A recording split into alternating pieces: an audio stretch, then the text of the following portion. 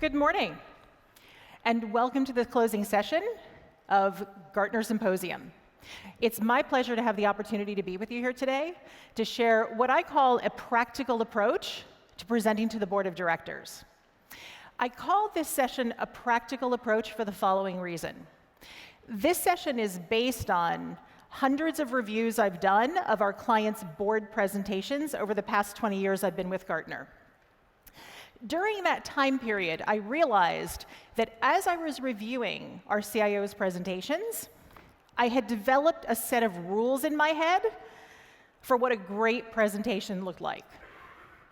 And I decided to collect those rules together and share them with you so that if I'm not around to review your presentation, because I might be watching Avengers Endgame again, and that takes time, that you would be able to create and review your own presentations and be fully successful with them. So I'd like to begin by asking you, how many of you have presented to your board of directors? How many of you? Hands up. Leave your hand up if you enjoyed it. Oh, so sad how many hands went down. So many hands went down. I'll share with you that, to me, in many ways, what you're simply reflecting is the reality of how challenging board presentations can be. For one, they're not necessarily a lot of fun to do. Can we agree on that? The second issue is that, as many clients have said to me about their board presentations, they said, Tina, every interaction in front of the board is an opportunity to get fired. There's tremendous risk associated with it. This fear is not unfounded.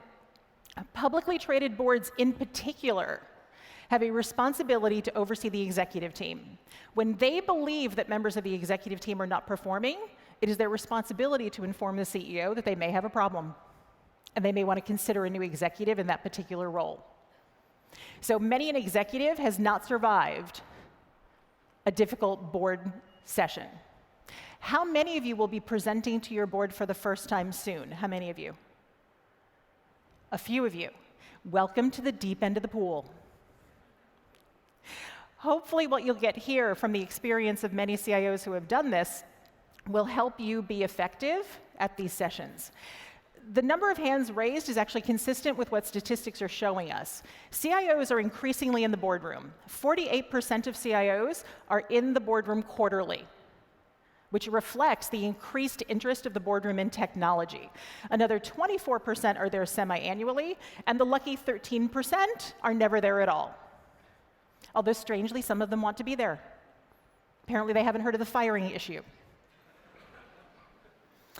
So, my objective for you in this session is that the board frequently now is going to many different advisors for technology knowledge. They're bringing in executives from software companies, from digital companies, from a variety of different sources. They're even bringing in millennial boards as advisory teams. My objective for you is that you become the trusted advisor to your board for technology knowledge. We want them to have every possible source of information on technology. But we want you to be the trusted person who cares both about the company, its results, if you're public sector, your organization, and the constituents, as well as its customers. And we want the board to realize that that's the role you play.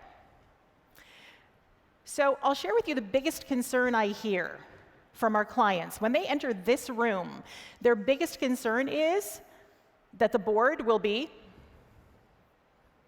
bored. This is not how we spell bored. Okay? But this is what frequently happens when we go into the board of directors with content that doesn't necessarily resonate with them in terms in which they can understand. So I'm going to give you a brief mnemonic relative to spelling. First, most good board presentations are brief. Most clients tell me they're no more than 15 minutes. And when board members are traveling from different areas, we don't get extra points for being there longer. Sometimes you're only there longer if something went wrong. Second, openness. Most boards are tasked with transparency, making sure that the organization is protecting shareholder value and there are no unnecessary risks. So it's important to be open with the board about what the actual risks are, as well as the value you're providing. Accurate. If you're a public sector CIO, many of your board-level governmental interactions will be public knowledge. So accuracy is critical. It's actually perfectly okay in front of the board of directors to say you don't know the answer to their question, as long as you're not doing that 17 times in a 15-minute presentation, which can indicate a lack of preparation. Relevant. There are actually only a small number of things that boards care about, and I'll be talking about them today to ensure that you can always present your content through the lens of what is most relevant to them. And then finally, diplomatic. This is one of the skills which is most valued in the boardroom, particularly in IT. Because let's face it, frequently the problems that you are bringing to the board were created by the people in the room. They were created by the rest of the executive team, who didn't give you enough money for IT, or didn't want to reorganize or consolidate or be more efficient. And it's critically important that we are diplomatic in the boardroom and look like we are part of a team. Most importantly, when the board is looking at you, the key question they have of you is, am I looking at someone who is an IT leader first or a business leader first? I believe very strongly that we should all be very proud of being an IT leader. It's an extraordinarily difficult and complex job, as no one knows better than you. But in front of the board, what they need to see fully forward is your business acumen. You're advocating for the business, your ability to deliver business results. So in front of the board, many CIOs have told me, I am a business leader first and an IT leader second. So let's talk about how we do that. I'll focus on a few key themes. First, how we can respond to the board's increased focus on technology as a competitive weapon. Secondly, the communication practices that are almost always effective with a board, where it's really hard to go wrong if you implement some of these practices and rules. And finally, how we can respond to the board's questions on digital business. Digital business has changed the very nature of board interactions, and I'll show you how. So first, how can we help our boards better understand and focus on technology as a competitive weapon? Boards and CIOs often fall into this particular vicious cycle of communications. First, the board feels uncertain about technology, and the CIO feels kind of uncertain about the board. This comes from the basic reality that most board members, as you may have noticed, are not exactly digital natives. Data shows that in the last 10 years, the average age of board members has actually gone up from 61 to 63. So these are not individuals who grew up with technology, and when they were executives in their own companies, technology was not necessarily their source of competitive advantage. 63% of them, same age as percentage, actually say the skill they lack the most is technology knowledge. This is where they wish they had the most development. So this discomfort is understandable. So the board will avoid the CIO. These are high-status individuals who frequently do not want to admit they don't understand something. So rather than admit that, what do we frequently do? We avoid the problem. We avoid the technology people who make it quite clear to me that I'm now 63 years old and extremely intelligent and talented, but I have no idea what they're talking about. Okay? So the CIO will often guess when the CIO comes in for their obligatory, once a year, let's talk about the state of IT. They guess what the board wants. Not surprisingly, if you've had this experience, you may have missed the target because they could not articulate to you what they wanted, so no big surprise you missed. So what happens? The cycle actually increases. There's increased discomfort, and we continue to avoid each other. The board goes to other sources to get their tech information, if at all. And this is the cycle we need to break. Fortunately, we can.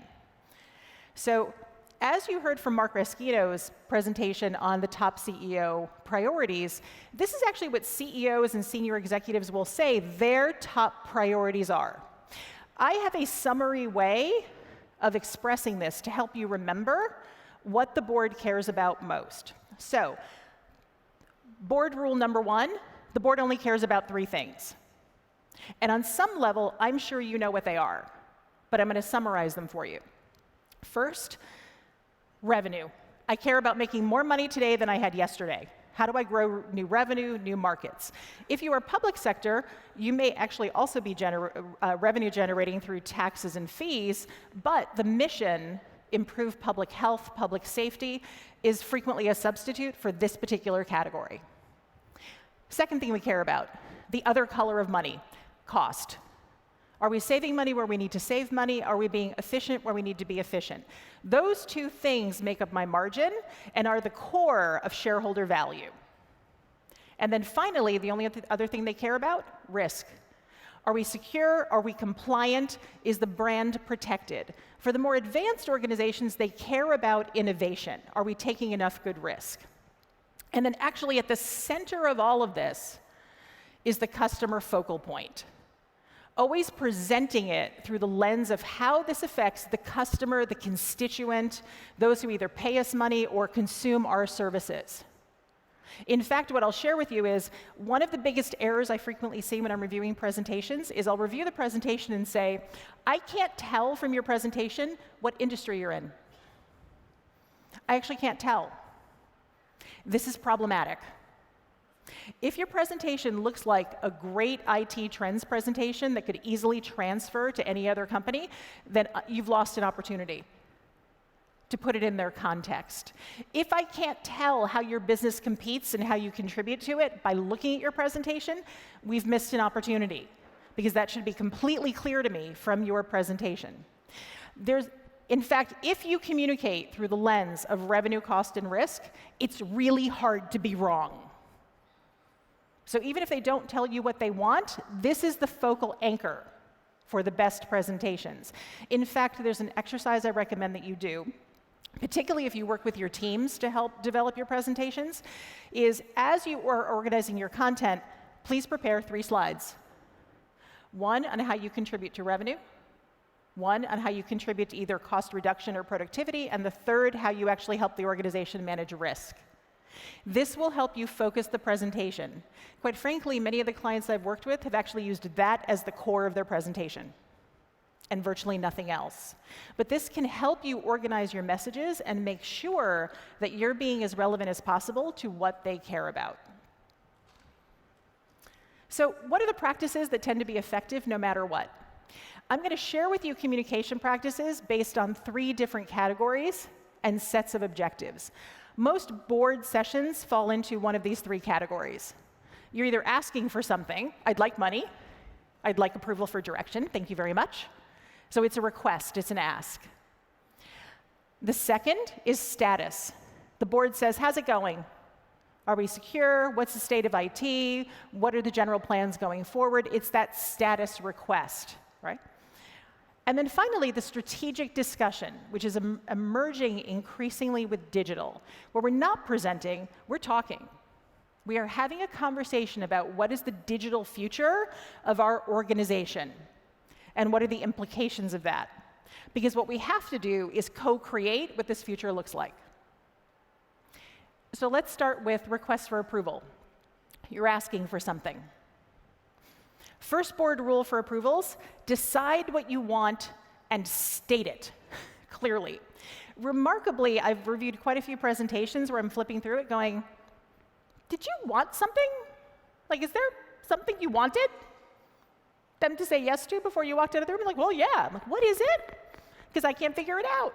And what's actually really lovely is I know that for many CIOs, they don't want to seem too forward, which I appreciate. They want to be polite, they don't want to be disrespectful. I respect that. But for many board members who are accustomed to making decisions frequently and with a tremendous amount of speed, frequently stating the ask clearly will keep them from getting annoyed. Right? The last thing we want is an annoyed board. Right? Board is a problem, annoyed board even worse. So first, is this the right time to ask? I've had clients who have asked for innovation funding after a major security breach. Okay. I had one where quite literally they said that before any decision was even brought to the board of directors, there was a legal team who had to review the request.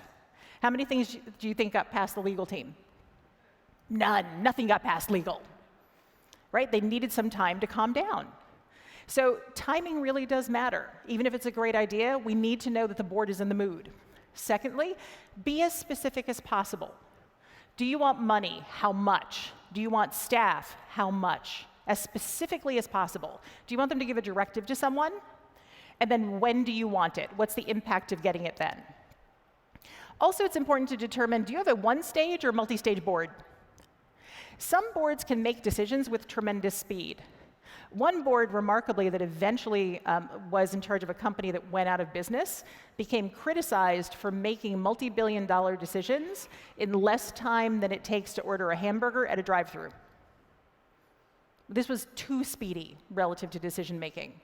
Other boards are simply highly analytical. They might be filled with economists, engineers, analytical types, and as a result, they just make decisions slowly, in which case, we need to know what the process is and how many meetings it will take. Generally, what we're doing is we're laying the groundwork in one meeting, perhaps, and then we're laying out the options and finalizing our ask. Now, you'll note the other board rule here is the board rarely wants the right answer. Most boards actually get frustrated if you only give them one choice, one option. They frequently feel as though they've been locked into a corner. In fact, when I talk to non-IT executives about how they work with CIOs, one of the most frequent requests I get is this. They'll say, Tina, my CIO always gives me two options: the right answer and the wrong answer. Can you make them stop doing that?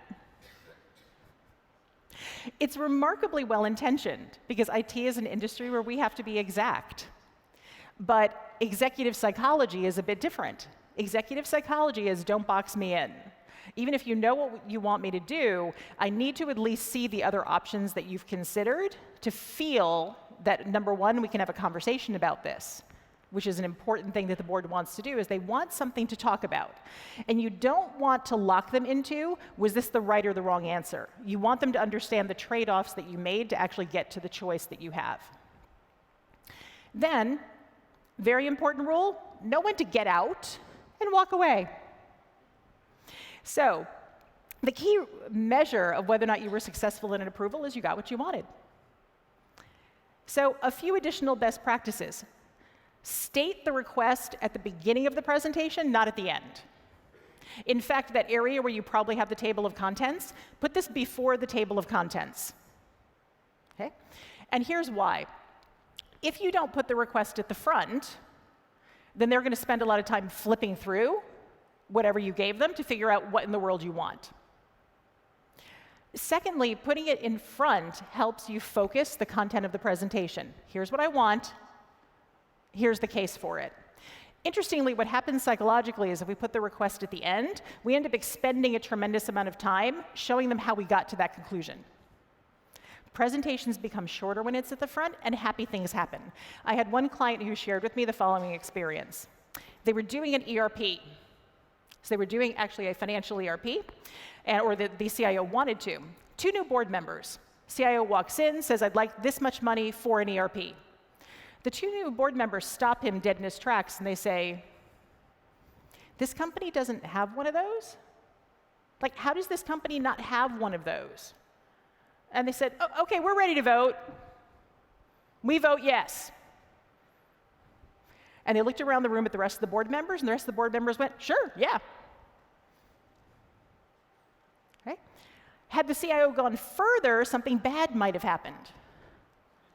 Because here's what's happened if you go further. Second rule, don't make the sales pitch bigger than the request. We frequently want to be quite thorough with the information we're providing to show that we've been quite thoughtful about it, which is an important ethic to follow. But again, bad things can happen. I had another CIO who was extremely frustrated because his peers used to do what he actually referred to as these pathetic short business cases that said nothing. They would be these 2 or 3 page slide decks where they'd ask for significant amounts of money for something that sounded really snazzy, and the board would approve them all. And he said, Tina, I do real business cases. My business cases are 20 pages long, they're detailed, they have all the quant, everything's in there. And the board rejects my requests. I said, so why don't you shorten your presentations and make them look like the other presentations? Because here's why they're saying no to you. You're the only one who's giving them anything to argue with. Right? You're the only one with enough meat in the presentation that they actually have something to argue with. And by the way, when you make the sales pitch bigger than the request, it makes you look less confident and defensive. They're like, you wouldn't be arguing so strongly if you didn't have a lot of confidence, so I think the answer's no. And the CIO became very frustrated. He said, well, but Tina, that isn't the right way to do it. I said, do you want to be right or do you want the money? Choose. Your choice, totally up to you. Right? But that's the psychology behind it. Then listening matters. It's really important to know when you're in that discussion versus actually in a straight presentation.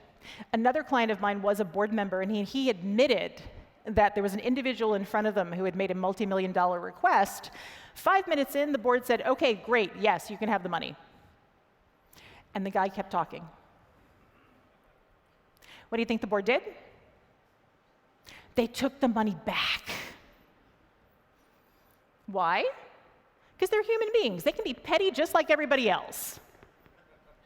They said, we're going to take the money back, and let's see how long it takes him to figure out to listen. Apparently, it took the poor guy 2 or 3 meetings, but he eventually got the money back. Okay? These are the sorts of dynamics that sometimes happen. Okay? So when do we leave the meeting? Once we got the money.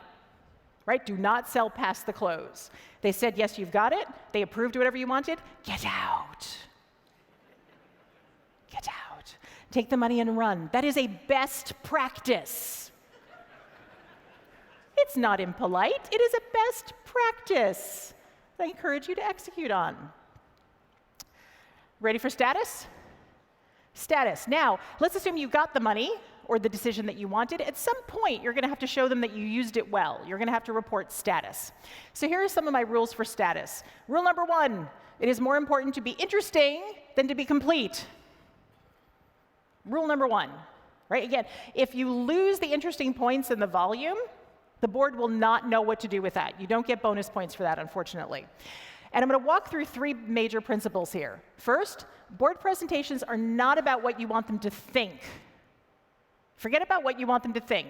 It's actually about what you want them to feel. First of all, what's the emotion you're going to evoke? Research shows 80% of all the decisions we make emotionally first, and then we use data to back up the decision we already made emotionally. Senior executives will claim that they're immune to this, because they're special. However, you know that they're doing this when they tell you, well, my gut told me. Their gut told them. That's them telling you they had an emotional decision. Right? And I'll talk about how to position that. Second, remember. What do you want them to remember as a result of this? If they remembered nothing else, they're going to remember very little. I encourage you to decide in advance, what are the 1 or 2, at most 3 things you want them to remember about what you're saying if they remember nothing else. Then, by the way, here's what I want you to do. Please write it down, put it at the front of your presentation. At the front.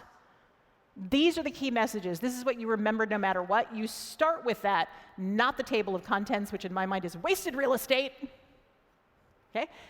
Start with the messages to make sure they don't forget. It also focuses you throughout the entire presentation and helps you take out the unnecessary stuff. Finally, do. What do you want them to do as a result of this? What's the action you want them to take? Is it a decision? Is there some other activity? But what do you want them to do? So let me elaborate on this. Board rule for feel. Another related rule, never show them data without interpreting it for them. Okay? One of the things I frequently hear from our clients is, well, it's my job to be objective. I put the data in front of them, and I want to seem objective. Have you had that sentiment? If you've had that sentiment, I encourage you to fight it. As the leader of the IT organization, I would suggest it is not your job to be objective. It is your job to tell the story. And if you do not, others will not. So anytime you provide data, the first thing I want you to think about is it good or bad news? Are we happy, sad? So for example, if you have 97% server availability, is that good or bad news? If you're a bank, don't go to the board meeting. You just lost millions in revenue, and you should be polishing your resume. Not even a point in going to the board meeting. If, however, you're a smaller organization where you don't need 24/7, and maybe last month it was 95%, hey, this is good news. Great, great. But if you simply put the number, what are the chances they're going to get it right? Average age of 63, the chances are virtually none. Let's please not leave that up to chance. Secondly, high or low impact. Is this a big happy, little happy? Big crisis, little crisis? Right? What's the degree of impact I need to worry about here? And then finally, is it getting better or worse? Good trend line, bad trend line. As a rule, ladies and gentlemen, what I encourage you to do is this, is when you're doing your board presentations, if you have a data point in there that you have not interpreted for them, please either interpret it or take it out. It's too risky. Next, board rule, always show data in context. This is a common example. Many of you may have used a slide like this to actually illustrate staffing over time. FTEs, contingent workers, consultants. When you look at this, is this good or bad news? Some of you are like, I'm not going to say anything. She's getting tricky, and I don't like the quizzes. I understand that. I appreciate that. Right? In general, one might say, well, costs are going down, so that's probably a good thing, right? That's probably good. Now, if I want to show this data in context, I might do this. Now, is it good or bad news? I'm hearing a little mixed, like good news, bad news, I'm really sure. I'm going to share with you exactly how a board member responded to this exact depiction. Board member said, hey, this is great. The less money we spend on IT, the more money we make. Great, awesome. Right? As you might imagine, the CIO is going, that is not what I was going for. Is not the message here. In fact, what the CIO was attempting to communicate was that over time, IT had become more efficient. They'd done outsourcing, they were more efficient, they had brought costs down, all the fat was out of the organization. However, this is now no longer sustainable. This is not sustainable. We are headed for a cliff, was the message here. And we now need to begin to reinvest in staffing and talent. Right? Notice how quickly that can go awry. By the way, I also encourage you, the top of the slide is a great place for messages. It's valuable real estate. What so many presentations do is they simply have like the content. It's like, here's a chart on staffing. Thank you. I appreciate it's a chart on staffing. What's the key message here? Use that valuable real estate to put the key message and interpretation at the top so that they can't possibly miss it. Okay? And then, what if things are in the red? My number one rule here is, after bad news, there should always be an ask. You should be requesting something. I'm a very big believer in take responsibility when things go wrong. But there are some things which have to happen in the boardroom as well. Right? I would suggest there's a saying about democracy that people get the democracy they deserve. I believe the same is true of technology. Enterprises get the technology they deserve. You have rarely chosen, for example, your own budget, your own exact strategy. There are many other forces in play and dependencies which determine when we succeed and when we fail. This is a depiction which essentially says this, that when, for example, we do a project, we need a certain amount of IT resource, a certain amount of vendor resource, and then guess what? We need a certain amount of participation from the rest of the business. If we don't have that critical dependency, chances are the project will fail. Right? Research over the past 2 decades has shown the number one reason for IT project failure is a failure of the business partners to engage. Have we had that experience? And what I'll share with you is what do we rarely talk about in the boardroom? That our business partners are not engaging. And this is a core dependency of doing IT successfully. So we frequently have to show the dependencies and ask for support where we need it.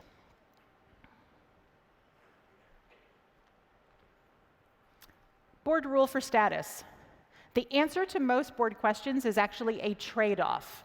It's not yes or no, it's not a right answer, it is a trade-off. A great example of this is security. How many of you have been asked the "are we secure" question? Have we been asked that question? Is that a fun question? What's the correct answer? Okay, so here's what the board wants to hear. The board wants to hear you say, yes, we're secure. Because the board is saying, excellent, I now have plausible deniability. Anything goes wrong, I don't have to use my board insurance because you, the CIO, said we were secure, so it's now totally in your camp. So if you tell them the truth, they're like, oh, now I lost plausible deniability, we have risks. But this is the dance we actually have to do with the board. In this particular case, I'll share with you one of my favorite ways in which a client answered this question that I've now seen in a few different contexts, which is this. The CIO says, okay, so here's our situation. We've invested to manage risk and security in 3 different ways.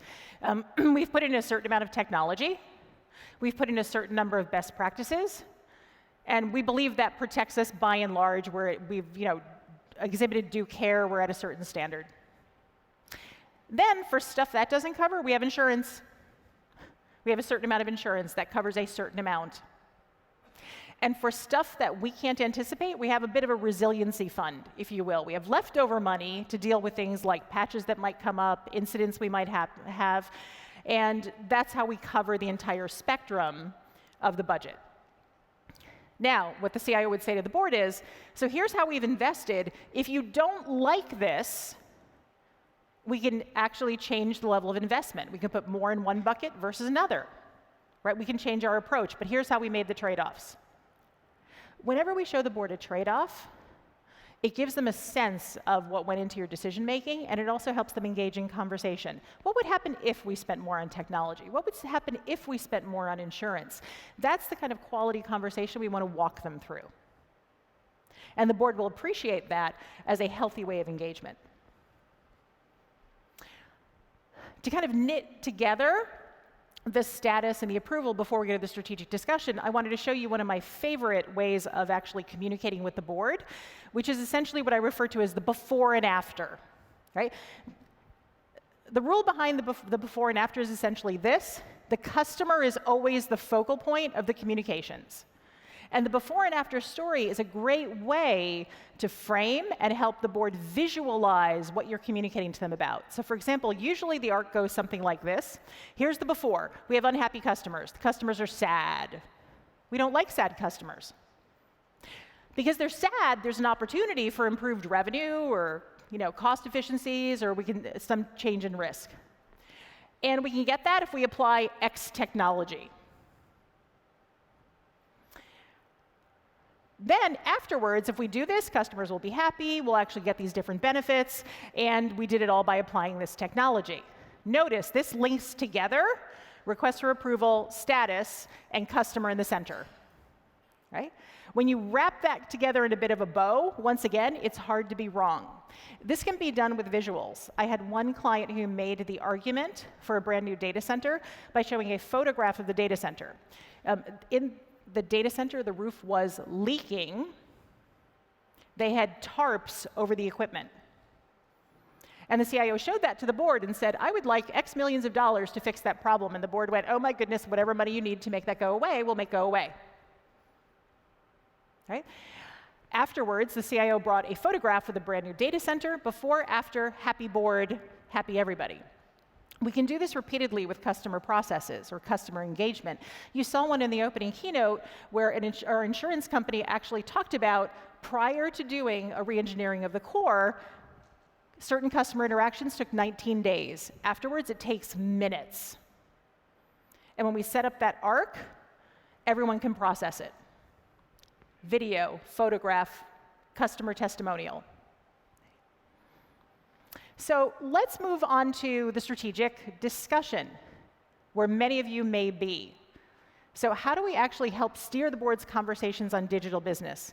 As I've mentioned to you in my time with Gartner, what's been interesting is that the arc of conversations over the years has changed. When I first got here, the key question most boards had for their CIO is, why is IT so expensive? How many of you are still having that conversation? A number of you. It never really goes away. But this was the dominant conversation a number of years ago. Then it moved to, okay, so are we secure?